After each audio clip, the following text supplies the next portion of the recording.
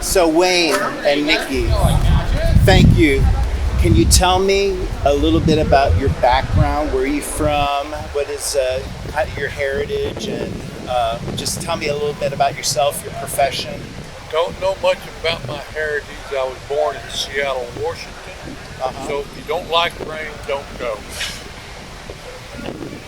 My daddy got killed out there, so we moved back to the back so friends and relatives could help me, my two brothers, and my mama make a living.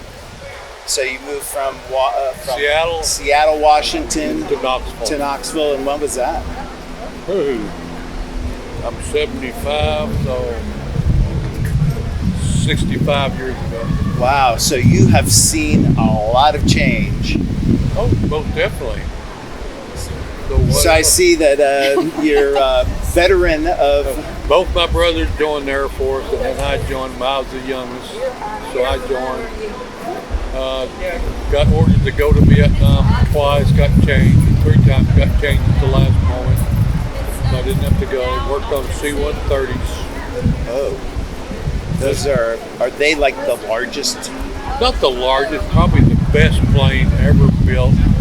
But they make hospitals out of them. They transport cargo, they transport troops. You can put small equipment in like Jeeps and stuff. So it's basically a cargo. But as far as I understand, they never do junk them.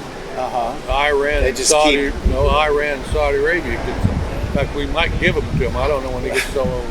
Wow. So how long were you in the service? I wasn't in there long because I had ear problems, and then they put me out. So I wasn't in about a year and a half. So. Okay. Well, thank you for that time. And then did you have a profession that you developed? I was an airplane mechanic, like a crew chief that flies with the plane. Try to figure out what's wrong with it so I could call a specialist to come and fix it. So basically I had to know everything. The generalist.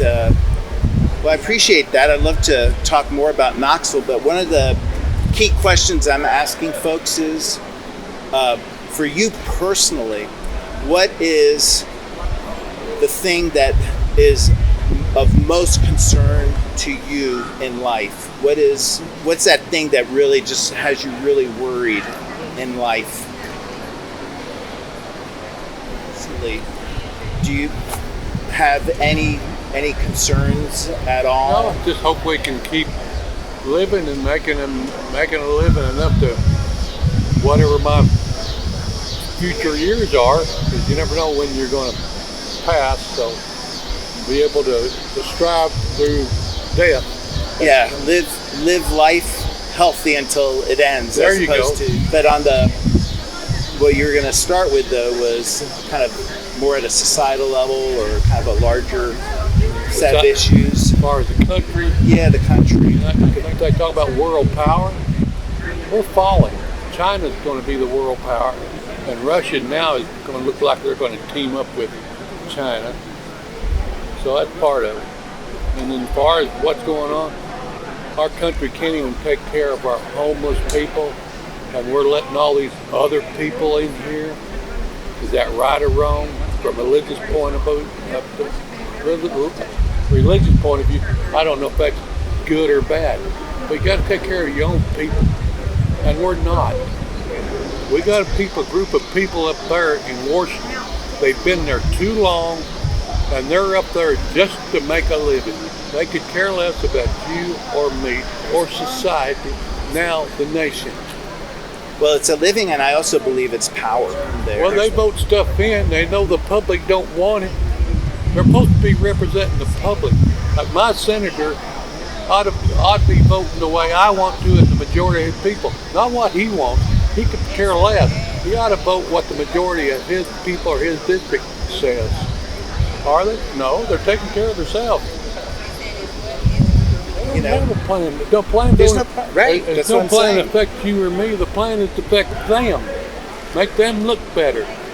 It ain't making them look better. I think they're rating Congress now down in the 30th degree as far as approval rate. Yeah, I didn't think it was even that high. It might be lower than that. I mean, even the rest of it, I ain't like saying I'm getting positive. Even Biden's rating is so far down now. It's just a big mistake. I don't know if anybody could change it.